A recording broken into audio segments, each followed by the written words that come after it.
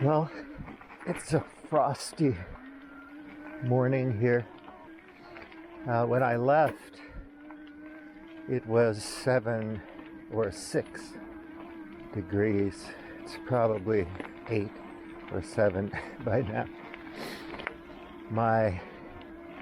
I'm wearing a long sleeve t-shirt, long sleeve fleece shirt, and a fleece jacket. And I'm warm enough. My fingers and ears are cold. Probably because of the wind chill. Nothing like what people are experiencing in other parts of the world. It's not that cold. And as you can see, it's a beautiful sunny day. Practically cloudless. And a great day to go for a ride. Got a busy week ahead, so take a chance to use this morning to ride in the sunshine. Been working on a piece called "Why Aren't You a Revolutionary?" And it's taking time because I keep going through it, restructuring it a bit and adding things here and there, trying to make it clear, the story, without jumping around too much, because usually when I write something, it's like a journey through things and different things that relate, but it's not like a pure storytelling narrative where you just have the headline and then you beginning, middle, and end that, come to a conclusion. There aren't any conclusions. It's just like, what am I thinking about, and what's related to what I'm thinking about, and where's it going? So what I've been thinking about a lot lately, which I've said before, is that there are so many people in the world who spend their days writing about the problems we have, the poly crisis or the poly disaster. It's like Klein wrote that book, Disaster Capitalism, a long time ago. And you have, whiplash weather events, like last year was extremely wet in California, unusually wet, which caused problems. Then a lot of things grew for a couple of years. Then it became bone dry in Southern California, and basically became a tinder box. Then you add to that LA is a huge city with a lot of structures for people in fire zones, and a lot of ways fires can start on January 1st. Not to mention fireworks, Happy New Year. But there's lots of reasons. They don't know what started it or what different events started it. It's a huge fire. Tragic. Anyway, so far the body counts 24 people that they know of. There's a lot more missing. Any given day in LA County, there's 140 some odd deaths and automobile accidents. You can look up mortality figures, what kills us, and so on. Just to put things in perspective, of course, it's apples and oranges because this is a disaster. So poly disaster. This is a disaster on a large scale because of all the property and all the lives it's affected, and because it's going to be decades before it's all sorted out. And of course there are layers of issues, including corruption, governmental corruption, but corporations get tax breaks even though they make billions of dollars a year in profits. And budgets get cut for firefighting and for fire prevention. You know, these types of things, the politics, you know, the plutocratic, oligarchical, corrupt politics, for-profit politics. And it exacerbates these types of things. You know, we just got over all kinds of reports about the hurricanes this last year and all the problems that I just mentioned involving those. And it doesn't change. You know, even ABC News talks about climate when they report on this. Not to say that climate was the only factor that made this fire bad, but you know, it's one of them. And that's not changing anytime soon because the air temperature is way above normal there now, and the ocean temperatures are way above normal, 1650 or 1750 baseline. And the air temperature is going to head towards 1.5, 1.6, 1.8, 2.2 degrees over rapidly. And it's affecting everything. So anyway, you have the poly-catastrophe, the poly-crisis, the poly-disaster on so many levels. And I listed a lot in my piece at the beginning. I waste my time going through it all. But there are so many people writing about it. I mean, there are good books, well-researched books about our challenges and problems and what causes this, that, and the other thing, whether it's inequality or wars or whatever calamities we can talk about. And you know, the information's out there, the papers, the studies, the documentaries, and then there are billions of people who write about it every single day. You know, let's list how things are so fucked up today, you know? And so this has gotten worse, and that's gotten worse. And then even, of course, get addicted to it. And then we want to talk to our friends about it. Can you believe this shit? What's going on? What can we do? You know, most of my friends are like, shut the fuck up. You're ruining my day. And so on, which is understandable. And I've gotten sick of it myself because there's hardly any efforts to say, let's click up, let's organize, let's do something about this. How can we do something about this? What are peaceful ways of leading a revolution or revolting or, you know, resistance, whatever you want to call it? How can we shift it, you know? Well, if you study history, you know that these power cycles happen, you know, from this to that, oligarchy to this and that, and then the democracy, and then the next one, and what causes it? There's so many books on the subject, and I'm reading The Leveler now, The Great Leveler, which is all about what levels income, you know, Gini coefficient of income, you know, whether it's plagues or wars or cycles in economics and so on, technology, innovation. And so, you know, basically the idea in that book, I think at the end of the day, I haven't quite finished it, is going to be like, you know, this time does it have to be another bloody war? You know, global conflagration, which has already started, in my opinion. It started quite a while ago. So, is there anything we could do if enough people gave a shit to slow this thing down a bit and dodge some of the worst aspects? And there are people who write about that, just a few. Hardly anyone reads it. Because it's, Caitlin Johnstone today was talking about, it's our fault. We have to accept responsibility and we should do something. But there's no real effort there to do anything. You just listen to her histrionics.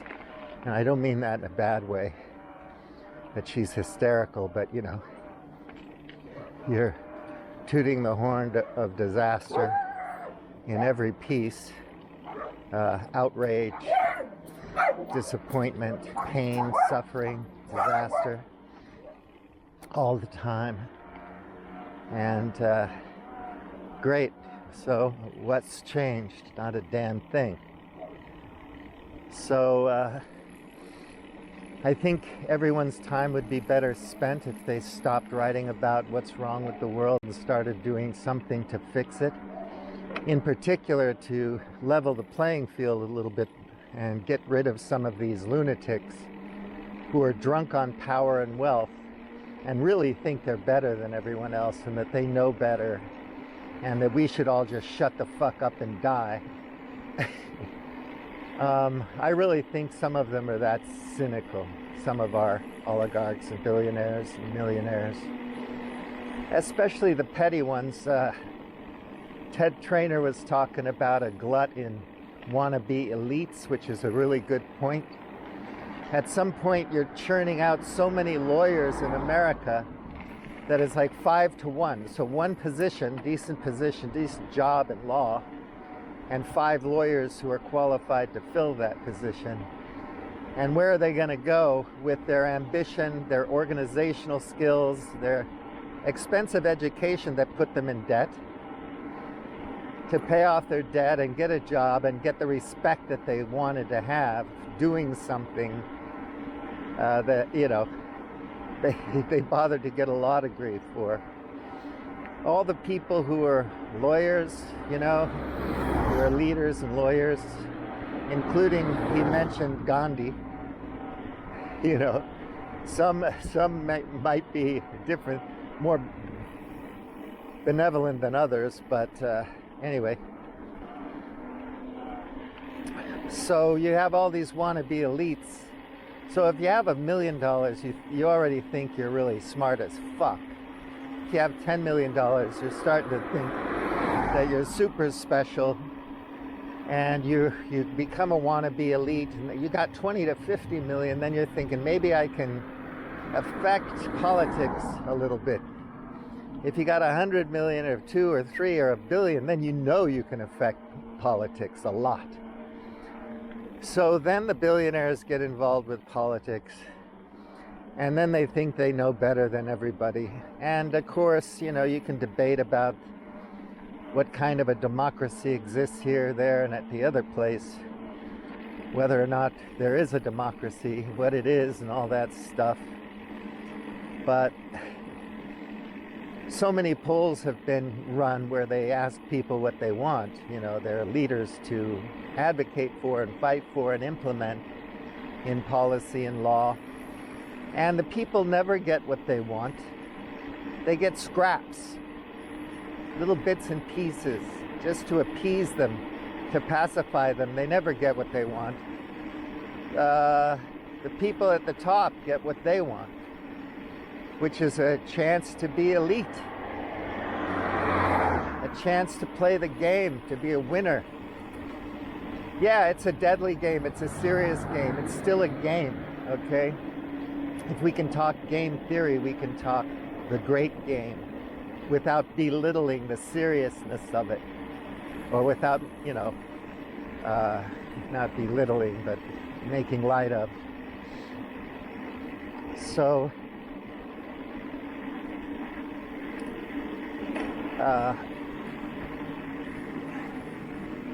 what are we doing? I really have a feeling, and I hate to say this, but I don't think people are going to do anything, because we're really comfortable. This world we live in is pretty nice. I put an example of air safety, airline safety, as an example of how the system works.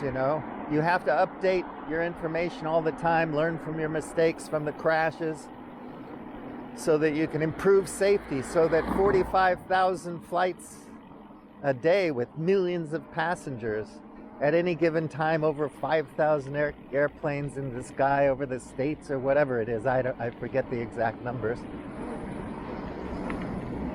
So you can get on an airplane and not think like you're, risking your life. Before you leave to get on the flight, you have to write a letter and tell people where the will is and where you hid your Bitcoin wallet and so on and so forth. You just take it for granted that, chances are you're going to take off and land without any incident. You may be annoyed with the line or something like that. People have a lot of complaints. People are worried about digital currencies. They're worried about the economy and all that stuff. Europe's in trouble. We are going to deindustrialize in some ways because we'll have to, because of material and energy constraints. Doesn't matter if we put all the nuclear power plants in Germany back online for Europe, which would be a great idea right about now. But even then, this economy can't grow like it's supposed to, according to the ideology and the belief system, forever and ever. It's just not going to work. So if people were aware of it, they should be by now, because there's so much information about all this stuff, overshoot and whatnot, that if they're not aware of all this stuff by now, they don't want to be aware. They're not fucking interested. So it's almost like, shut the fuck up. I don't care. I got to take my son to hockey practice, and I'm going to meet my girlfriend at lunchtime at work, and then I got to go home early to see my wife because she wants me to do something. I'm such a busy guy. I got so much going on. I'm so special. I'm so beautiful. So smart. So, people aren't going to do anything. What we do is we read about the disaster stuff, or bits and pieces come in, and we're delusional, and we're suffering from cognitive dissonance or whatever. So we ignore it, and we replace it with, Jesus loves me, and the Hindu color festival happening now. It's like, most important thing I can do is escape this cycle of rebirth. So it's all spiritual. I'm just going to focus on that and making money and all that. Because if I do things right, the ceremonies and the meditation, if I get the customs right and get my head sorted out, I won't be born again, which is not in the Christian sense, but I won't have to live another life. And getting back to what I always say is, people just assume that their former lives were these fantastic things. Because we don't want to look at the suffering in the world, really. Not really. I mean, whether you have a negativity bias or not, whether you're optimistic or sunny perceptions, doesn't really matter. We tend to want to believe that our former lives, if we believe in such things, were these marvelous, exciting affairs. Just like when you watch a knife fight between a Ukrainian and a Russian, and you think it's some noble thing, that they're friends, they're noble warriors, and they made a connection while the one guy was dying and whatever. No, they're just soldiers doing their job. They'd rather be somewhere else, but they're stuck there, and their job is to kill people. Like in the medieval times, you have professionals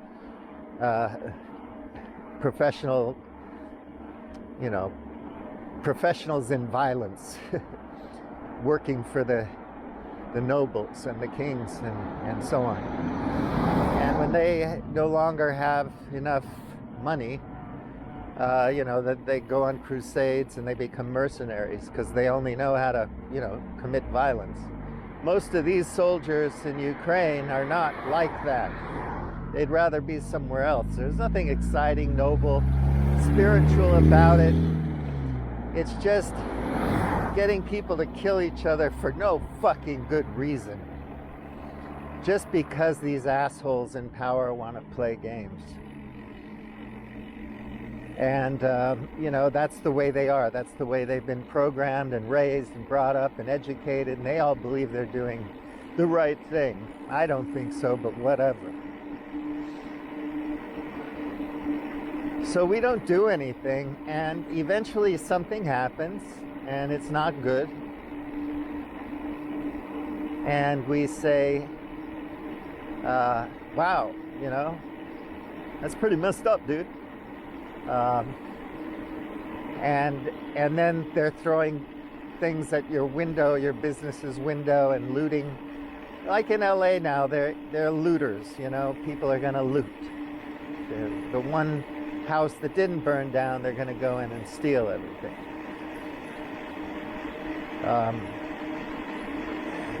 It's an opportunity for them. Not to mention the homeless and homeless people setting fires to keep warm, causing fires. But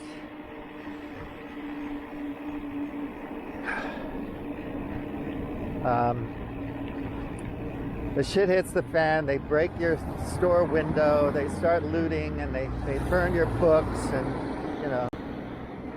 and then they decide that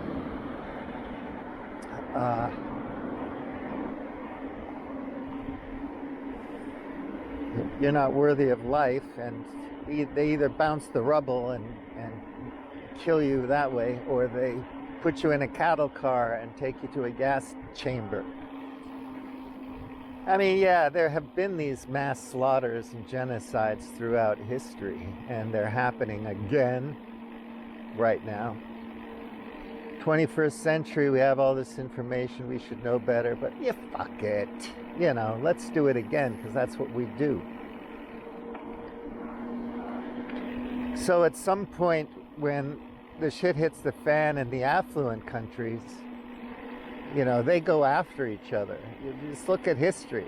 WW1, WW2, and all the shit before that. When the Euro peons and the white people start fucking killing each other, they mean business.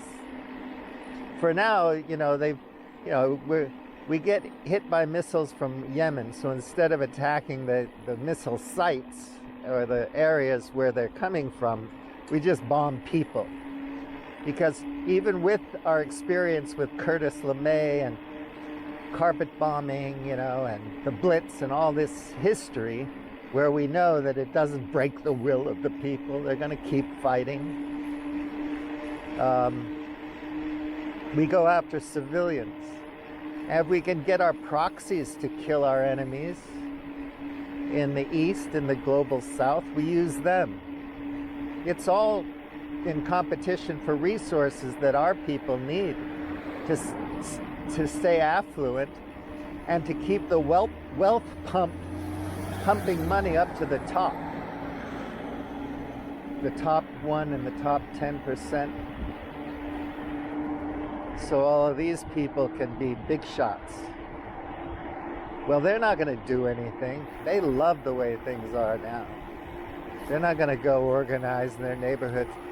If they tried, they'd be blackballed, ostracized. All their friends would say, hey, man, I'm not going to do business with you. You're a doomsayer. You're a doomist. You're biting the hand that feeds you. What the fuck is wrong with you? So, once you're in the club, man, the club is nice. It's freaking beautiful. And the last thing you want is to be kicked out of the club. It was hard to get there. A couple of times you didn't know if you'd make it or not. And you got lucky a couple of times. And you're in, baby. You're in. Why would you fuck that up? And a lot of people who are just fighting for a promotion, they just want a better gig, just a little leg up so that it can help their kid with her education, right? Just a little extra, a few $100 a month would be good. They're not going to mess around. They have absolutely no power. They're on the edge. Any day they could be utterly bankrupt, wiped out, homeless, living in a car in an Amazon warehouse parking lot. It's, a lot of people are stressing right now. Poco de Venus. I like it down here. Look at that view. So yeah, they are sincerely stressing. It's not easy. Oh, it's not easy.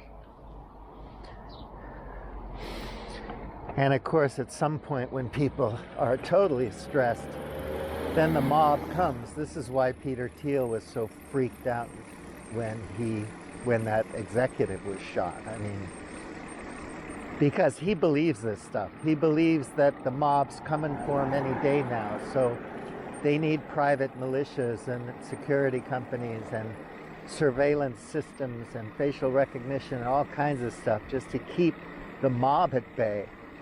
And they don't recognize their responsibility in creating the mob at all. They just know the mob's always there and something's going to set them off. It doesn't have anything to do with us. They're afraid of the mob even during the best of times, when the mob doesn't seem like it would be possible for a mob to arise, to coagulate, to click up, to mob up.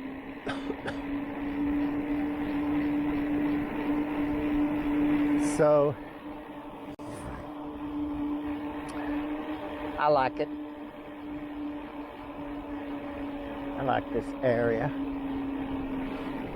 Whoa, that was scary. I heard something. Oh, that's a nice little valley down in the valley.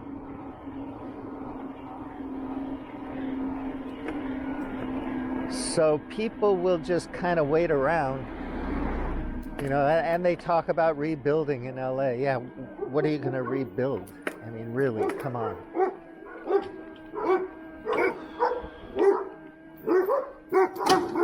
Do you think that those houses will be better than they were, or cheaper, shittier? Or are they going to be really beautiful, next generation info houses or whatever? Well, the financiers are happy, and the real estate people and the hedge funds, they buy up all the land, redevelop it, get you to borrow money. It's like, it's going to be a long time before Pacific Palisades is back on its feet. And I think what we're looking at today, we're going to notice over the next 10 years that it doesn't bounce back, because the conditions for it to bounce back have diminished, have waned, disappeared. And so we'll notice that. It's Miami Beach couldn't bring in the sand from the Bahamas anymore, so it's getting too expensive. So they started digging up sand in Central Florida. What could go wrong? Just to keep the tourist industry going.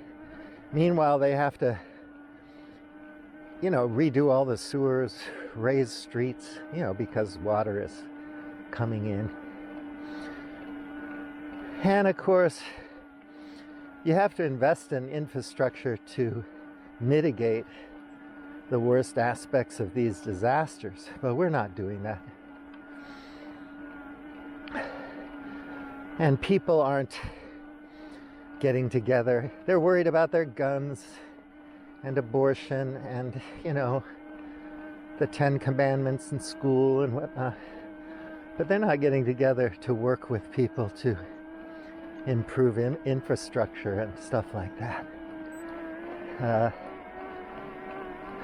And most of the reason they're not is they're just caught up in all the propaganda and the misinformation, disinformation, PR, marketing communications, all those happy people on the football NFL ads.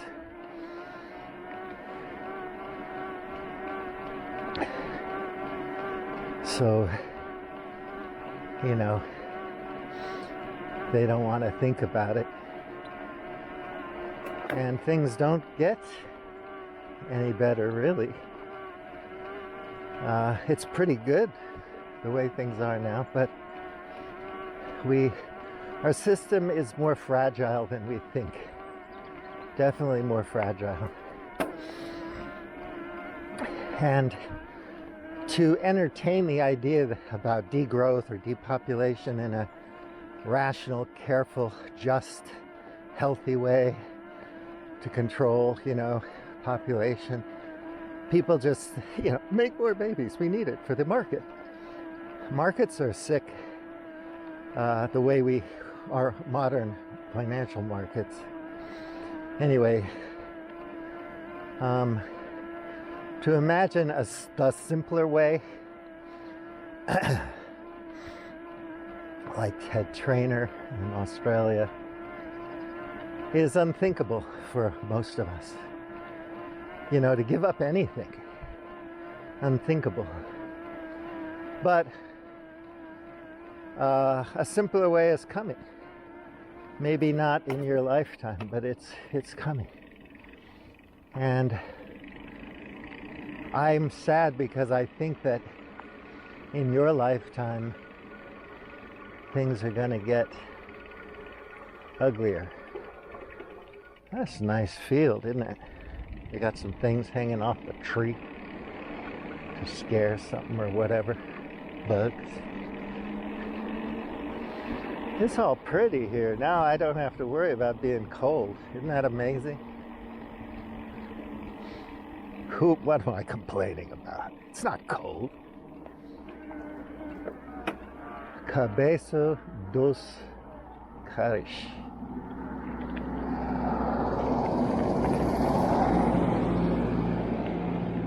I will check this out just for the hell of it.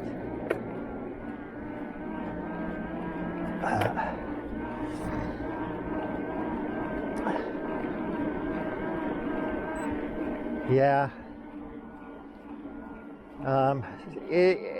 So today is so noisy, right? I mean, a lot of people, I think the majority of people are like, shut up, I don't want to hear it. So the people who are, sounding the alarm 24/7 in every post they make, they're addicted to that. And it's not going to help, unfortunately. I mean, I did it for years, and it didn't fucking do shit. I didn't try to market myself as an alarm blower, an alarm puller, an alarmist. But anyway, I don't think it helps, right? You're at dinner with your family talking about this shit. Well, shut the fuck up. We're having dinner. So it doesn't help. I think people eventually, they just turn off. I'm turning off now. It's like, I don't care. I just want to free my brain of worrying about any of it. Let the shit hit the fan and leave it at that. The only thing that I would do, however, which is what my blog post is about, and after that I'm not going to do any blog posts anymore. I'm done with it. And my website is going to be redone to support a project I'm doing. And it doesn't matter if you collect resources to share with friends. They won't look at it, and if they do, after that, they say, fuck, he thinks he's a smart ass. Fuck him. I'm going to ignore his ass forever. Because they resent you for it. They think you're trying to be cool or, virtue signal or something. So they fucking hate your guts for doing it. And there are so many good websites. I put on my links we love on my website. There's so many good initiatives and organizations and NGOs and companies and educational institutions and just all kinds of good things going on. They all have websites, they all have staff, they have people. And they're working towards stuff, they're having talks. The Einstein Institute, places like that. I don't really believe in the donut economics thing because I don't think this thing of ours is worth saving.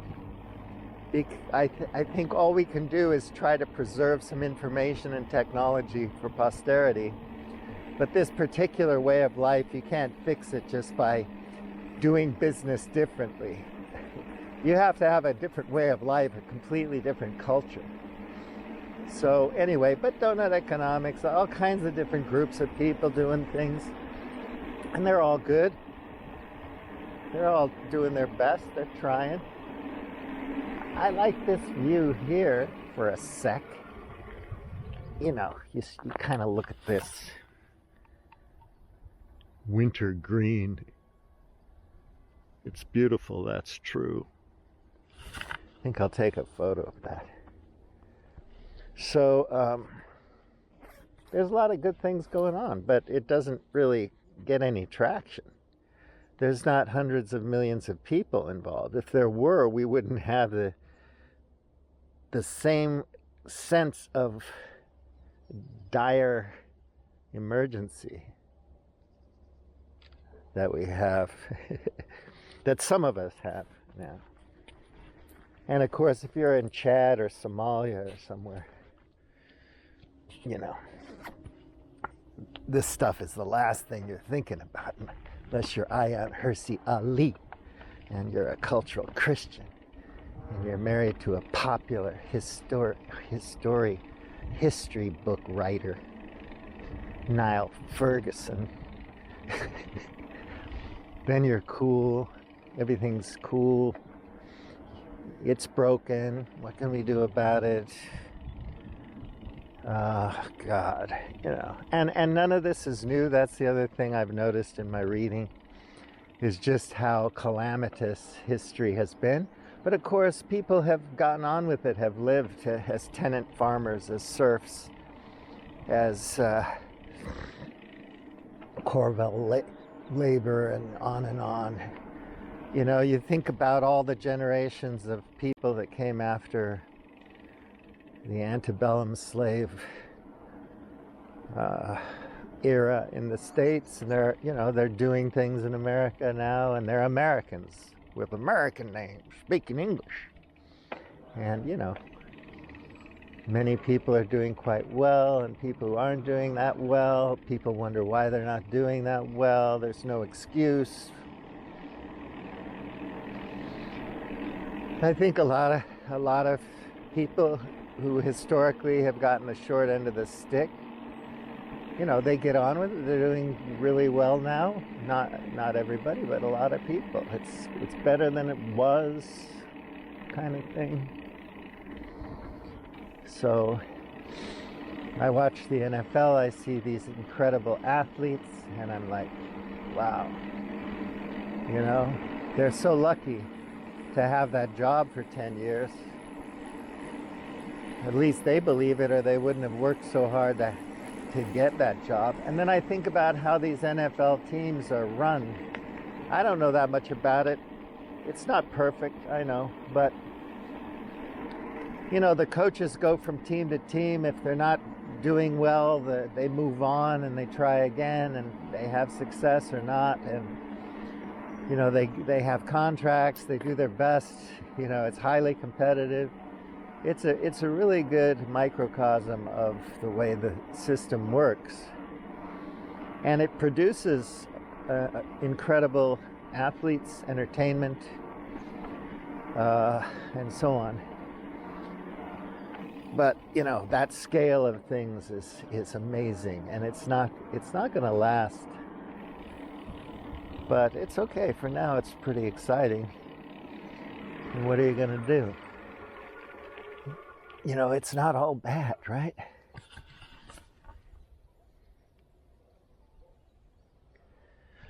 Yeah, I like these simple views. So, as I've said on many bike rides, someday these villages will be full of people with skills to get on with life. And I don't know how badly this particular part of the world's going to be affected by global heating. But there's so much global heating already in the system that it's not going to be good, and it's going to be challenging regardless for everybody on the planet. We don't know how it's going to work out regardless of our historical understanding of what's gone on since we've been paying attention, and fusing that with data and computer models and all kinds of other things, empirical observations and whatnot. We still have no clue exactly what's going to happen. We have some good ideas that we can postulate, but we don't know. Anyway, it's not going to be like it was over the last 10,000 years. So we're going to have to adapt. And then, if we don't have mini fusion reactors on ships and big, huge earth movers and diggers to extract all the copper we need, tons and tons and tons of earth must be moved to get the copper ore, and then lots of energy has to be used to process that ore, and then lots of energy has to be used to make copper products, wire and so on. So it's going to, you're going to have to think about that, and then you have to think that eventually that stuff's going to become more scarce. It may take a long time, but in the meantime, it's going to be tough. But it doesn't really matter, does it? I mean, not really, until it starts hurting you. And then you'll react to that. You'll do whatever you got to do. Like, you borrowed money, you got by for a while, you thought you could pay your debts, and then you lost your job, and then you're in the parking lot, and you just do what you got to do, right? And when I often wonder, if the Nazis came for me and mine, would I fight to the death right there? Or would I say, it'll be okay, I'll just go with them, hop on the train, they're just going to take us to a work camp. Oh well, the war won't last forever, ever. You just try to keep a positive outlook on it, and then you're starving to death in a wooden barracks, and then you're being gassed, handed a bar of soap and a towel and herded into a gas chamber. Or you're being firebombed. You're just like, that's an interesting configuration of homestead. Like, a little bit different. It's very nice. There's your airplane. Everyone's excited about United Airlines and flying around and all that. So it's all good. Why give a fuck? I mean, the time is ticking. You could make an extra 100K this year and do something exciting with it. And for a lot of people, they really do just need to make an extra $300 a month to cover their kids' education or whatever. So there's no time to worry about these things. So maybe if all the people that want to write about the problems, if they're not professionals, if they're not climate scientists or, material scientists, or working on a better battery, like, guys monetize climate change to talk about climate change and to do PR for all these companies that are coming up with solutions. The saline battery kind of thing. We had a breakthrough. And of course, 3 years go by and the breakthrough hasn't panned out yet for this reason or that reason, scaling or some, economics or whatever, pricing or whatever it is. It doesn't pan out. But it was good PR, and your climate change YouTube channel won an award for subscribers, so you're happy, and the people that sponsor you are happy. There's nothing wrong with making a living talking about these solutions. That's fine. But this system is fucked up, and we need to replace it with something else. So I would rather see people working on what could we replace it with. And please, let's not just go back to like socialism or communism or democracy or any of this stuff, monarchy. Come on. It's the 21st century. Things are different now. We have a lot more information. We should be able to come up with something better than anything that came before, and a way to implement it to make it happen that's better than anything we've done before. Rather than just the calamitous revolution that works until the leader dies and then the assholes come back into power again. And it's so interesting to study the Bolshevik Revolution, the Russian Civil War, the destruction of the kulaks, who were only marginally wealthier than the other peasants, but it was a mandate to wreck them and kill them. The Maoist Revolution, the Great Leap Forward, the Cultural Revolution, the Chinese Civil War. You can learn so much from seeing how these things work when people think that they've come up with a way to engineer culture and society, and it doesn't pan out. And of course, they didn't have the information that we have now. So we can make better choices as revolutionaries. Like, we have a revolutionary new way of revolting.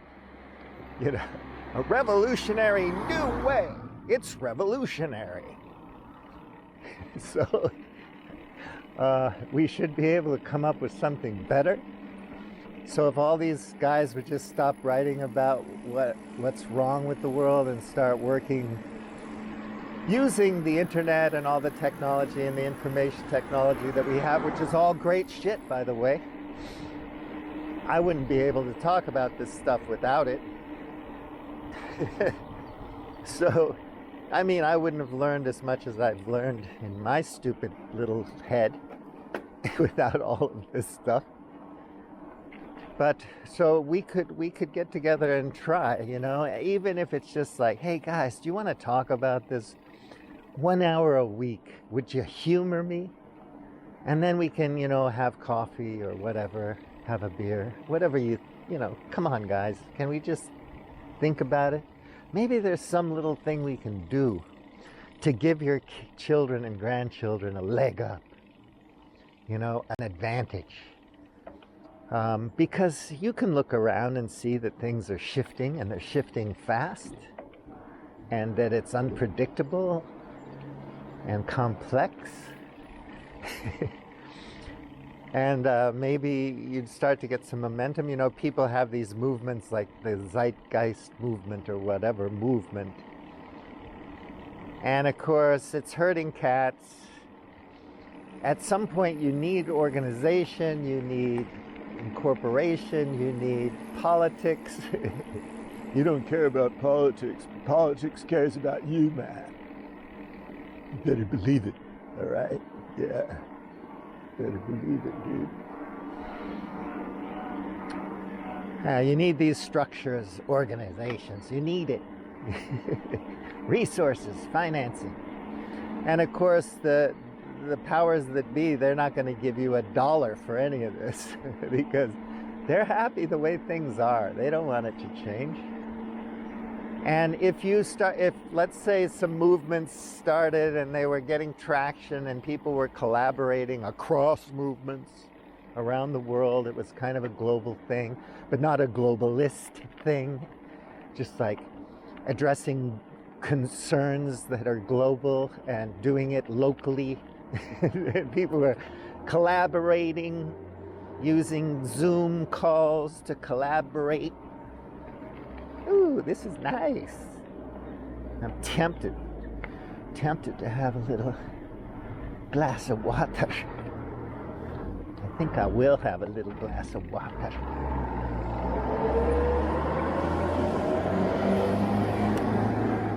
Hola, bom dia. Whew. Pretty harsh sunlight, not cinematic.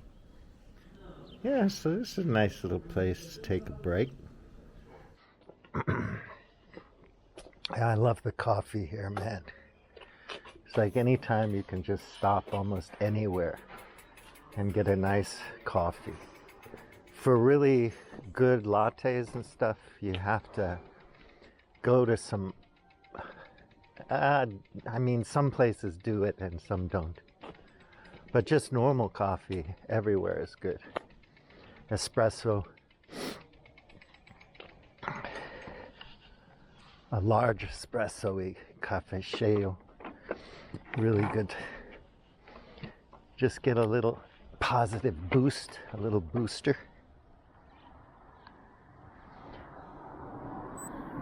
Wow, it's so beautiful now. It's so warm. I don't know what the temperature is, but it's supposed to be a high of 14 today.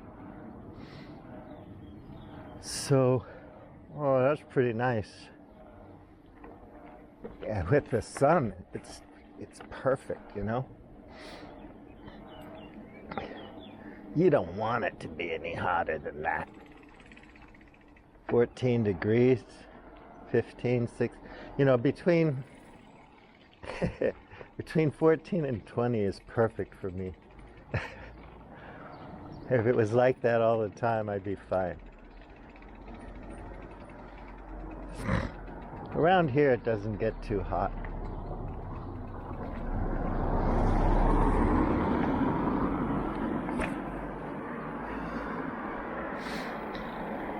Even in the summer.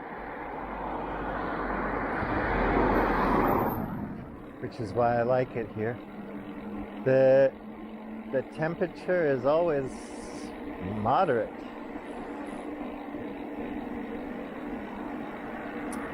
Yeah, so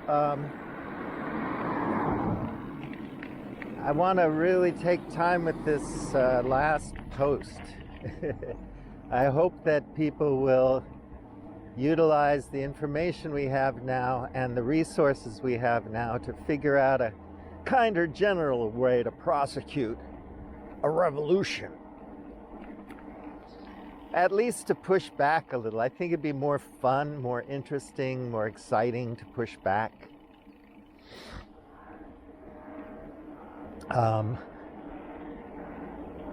And try to improve things and build something totally radically new. Even if you fail, it's like, it's time well spent. Maybe you have to meet up with people a couple hours a week. Maybe you have to spend a few hours a week doing something. Maybe you have to march. I don't know. But, you know, if you do it in your community with decent people who care and just want to make things better, I think that'd be nice, right? You'd go to your knitting circle and you'd talk about what you got to do for the revolution. You go bowling and you chat a bit about it. You know, it's so brutal. History is so brutal because labor movements have been put down violently so often throughout history. I mean, the murder, the lynching, the torture. It's unbelievable. So there are people that once they decide they're going to push back, the powerful people don't like it a lot, and they're going to kill you. So I'm not saying it's not dangerous. It's not going to be just a lark. But maybe we have ways of protecting ourselves, better ways than they had, the Wobblies in Washington State, or, the labor unions that were put down violently, or, the poor kulaks who just had an extra, cow and traded some vegetables at the market, and they have to go get killed. You know what I mean? I just maybe we're a little wiser now in the West, the affluent West. And we could not have to, have all that death and destruction and murder and mayhem, and make things significantly better. Lovely. Oh, lovely. For people. And, because they're going to get you wound up. So people who have no clue and don't want to be educated, people who know that they have this really special relationship like no other with Jesus Christ, our Lord and Savior, or whatever, and they're not worried in the least. People who are really dogmatic ideologues, you can't change their mind about anything. That's fine. So many people are like that. But if more and more people, you just hope and pray that more and more people's consciousness gets raised, a revolutionary consciousness. What does that mean or entail today? And maybe, if people can learn ways to reach out and discuss stuff with people on the other side and say, doesn't have to be this way, man. Things could be better. I hear you. I understand your grievances. I get where you're coming from. I understand your fears and your concerns. But man, I'm not here to destroy you, dude. I'm really not. It's like, who was that guy, that African-American guy who hung out with KKK people all the time? And they just gave him their robes. Not all black guys are bad. I don't know why I hate him so much. He's such a nice guy. He really opened my eyes. Like that kind of thing. Like the way they dealt with family planning in Ireland, a Catholic culture that's very strict about quote-unquote family planning. But they had all these village meetings. People got together and talked about the health issues, economic issues, so on. All the little complexities involved with it. And they were able to change the law, but they were also able to change the culture, the way people look at it. And of course, some dogmatic folks would say, well, that's a disaster, because it's a mortal sin and you're sending so many people to hell now that they're family planning.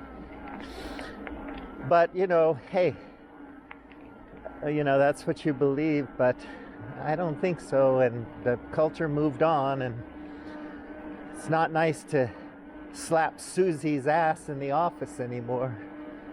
Sorry. It's a bummer. I know we're all woke, but, maybe it's better this way. Maybe it's better, it could be better. I don't know. to understand other people's feelings. When I think about it, I wouldn't want to be one of those guys back in the day, telling dirty jokes and racist jokes and thinking women are stupid. I'm glad I'm not that kind of person. I think my life's better knowing that I can respect people and care for people and understand that everybody's got potential. Yeah, we have limitations. All people have limitations. And all different kinds of people have different kinds of limitations. But, we're human beings. We have so much going for us. And it's a tragedy to waste it. It's just horrific tragedy to waste it. So, Pollyanna, overly optimistic, utopian, protopian, tree-hugging piece of shit. Well, maybe. But, you're alive. You got to do something. If people can get you all excited about certain things that maybe aren't that important, maybe you could get excited about something that was truly important in the sense that almost everybody agrees it's important. Like health care, potable water, stuff like that. It's like, yeah, that's important. Food production. We live in this world, it's basically Amazon food delivery run by diesel fuel. It's global and it's there and we take it for granted. It's quite nice. I love going shopping or to the market. Farmers markets here are full of everything, all you need. I'm just lucky to live here, but supermarkets, when you go to the US in particular, they have everything. Oh my God, 20 different kinds of peppers. And it's exciting. They got a Thai section and a Southern Indian section and a halal section and a kosher section, and they have every section. They have a Mexican food aisle. Oh my God, I'm so happy. But that's not going to work forever, because if we keep doing it this way, we're going to be dead, because we're going to destroy our habitat. So I was telling my friend who has a finance company that deals with green or sustainable or renewable or whatever projects, I said, why don't you think about it in terms of habitable instead of sustainable, and see if you come up with any ideas for your marketing that might make sense, or for your business model, your philosophy of business, whatever.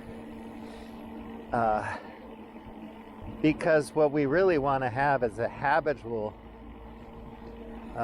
society or community, globe, habitable, full of life, because life begets life, that's fit for posterity, in other words, future generations. Or maybe you don't mind, you could discount the future, just say it doesn't matter, fuck the future.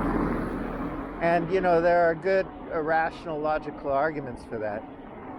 If that's how you are, that's how you are. But in particular today, I'm just having this feeling that it's not going to get any better than this. We're kind of at the pinnacle, the apex, the high point. Yeah, I know what the pinnacle means, Stephen. And of a human modern techno-industrial civilization, and now it's just being fleeced by financialization and neoliberalism and all this kind of stuff. And we're fleecing not only the future, but the present. We're wrecking it. And it's going to get worse rapidly, which is avoidable in my opinion. I hope and pray it's avoidable. But I have a feeling, I just got a feeling that it's avoidable. I don't know why, it's a feeling. I got a feeling about it.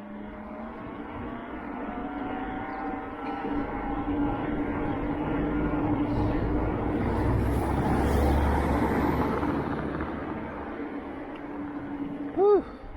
There's a certain way I want to go home, but that's a roundabout way. It's getting closer to noon, not quite, it's about 11 o'clock. So, yeah, the only way to really be blissful and just live in the moment is to turn it all off and just say, look, I got things I have to do that are more important than worrying about stuff. I got enough to worry about. I got enough on my plate. And that's like, if you're going to do that, I think you should go all the way, all in. And say, I'm prepared in a stoical sense, psychologically prepared, realistically prepared for rapid changes. I'll cross that bridge when I get to it. There's nothing I can do about it. I can't do anything. So, we'll see what happens. I got a pantry, I got a root cellar. I got a nice generator, and I've put together my own battery system, so all the family can sit on these stationary bikes here, charge up the batteries, and the batteries will last 48 hours. And that's in the winter time, no sun. I got my panels here. If I maintain them well, I think they'll last X amount of years. And most of this stuff I can get at the junkyard. So over here in this building over here, this shack, I got all kinds of replacement parts for my stuff. Yeah, whatever. I'm as prepared as I can be. I mean, come on. Not much you can do anyway, but yeah. We'll be okay until we're not. Yeah, if the Marauders come, Mad Max and, all those guys, what the fuck, Just give them the shit. Or kill a few of them and then, give them your shit. I don't know. Whatever. Why even think about that? It's stupid. And plus, if you have a lot of money, you can get anything you want right now. A revolutionary New Deal. And you don't have to worry. You got friends at the club who want to sell you stuff, and you want to sell them stuff, which is why you're friends in the first place.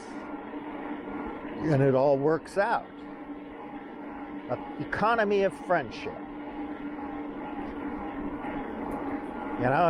You're part of the team. Nice sheep. Hello, sheep. Oh, there's a little baby sheep. A lamb. See? Hello, lambs. Look at those lambs. Aren't they cute? You have nice ears, man. Hey, gato. Be nice to the lambs. Whoa, lambs are cute. Oh my God. Little mammals are so cute. Where's the predator? They're just food. So yeah, all this like R species, K species, whatever, it's all bullshit. You may have this worldview that where you got it all right. I know how things work. I understand evolution, history, cultural anthropology, science. And, it's just the nature of things. But I'm an optimist. I'm a cool guy. Blah, blah, blah. I'm not a doomer. But I'll tell you what's going to happen. Listen to me. I got all the answers. But what the fuck are you doing? Nothing. The thing is, we all think we're educating people. You know, they need their education, but it's all there. If they wanted to be educated, they'd educate themselves because the info is there. It's all consolidated, organized in the card catalog of Google. And now we have AI tools that can help us sort through shit if you know how to do your due diligence. Do your own research. Oh, there's so many baby sheep now. It's like fucking springtime in January. Holy cow. Is it springtime already in January? Oh, I noticed the birds of prey are all out. The owl's back, you know. Everybody's having babies already, and it's like January. I thought they were supposed to have babies in the spring. What happened to winter? So, oh, it's a nice day. Yeah, so,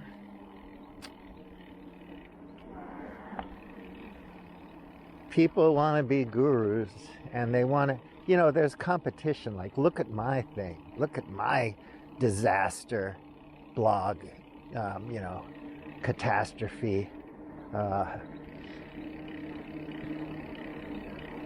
blog, you know, I'm the one. And all these people are doing is what I do. They're just combing through the information and thinking about it, cutting and pasting and commenting on it, you know. This is what this study says. This is what this thing says. We're finding out from this data. and saying, there, look at it. Well, anyone could go to primary sources and get that information for themselves and say, oh man, I got the real deal. I got the real info on this shit. Whoa.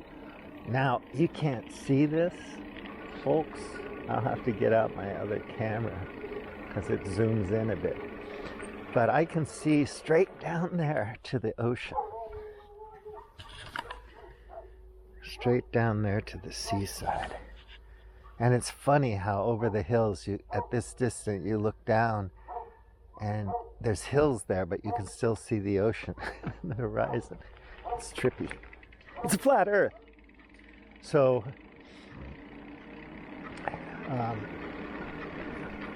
yeah, people compete to be the best people at compiling information from not even primary sources to put out there, so all of us addicts, the 3 likes or 100 likes or 2 comments or 12 comments from people can look at it every day when they're sitting on the toilet in the morning.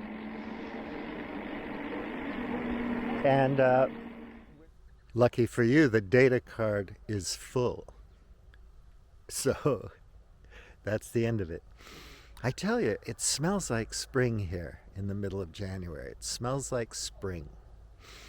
So many flower smells, but you know, the trees aren't budding yet, so we're still in normal times.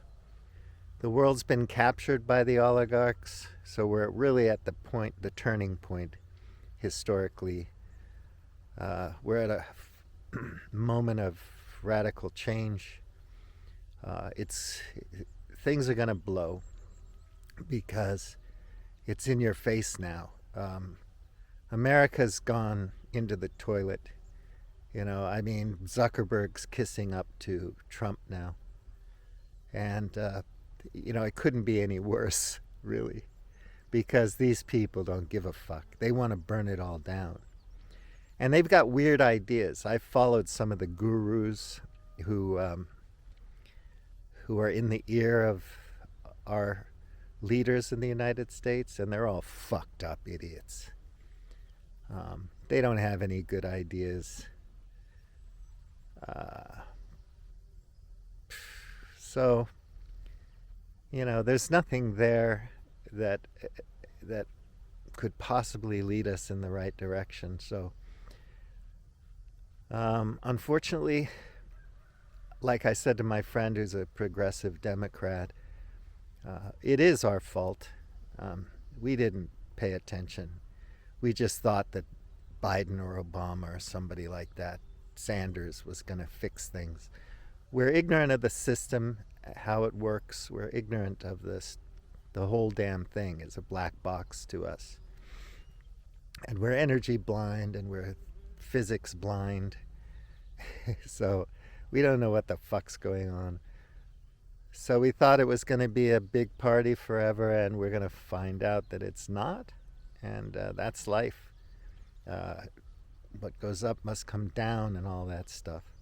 So fare thee well, and take good care. For those of you who know me, you know how to get in touch with me. I'm always here for you. Let me know how things are going. All the best. Buliam T. Out.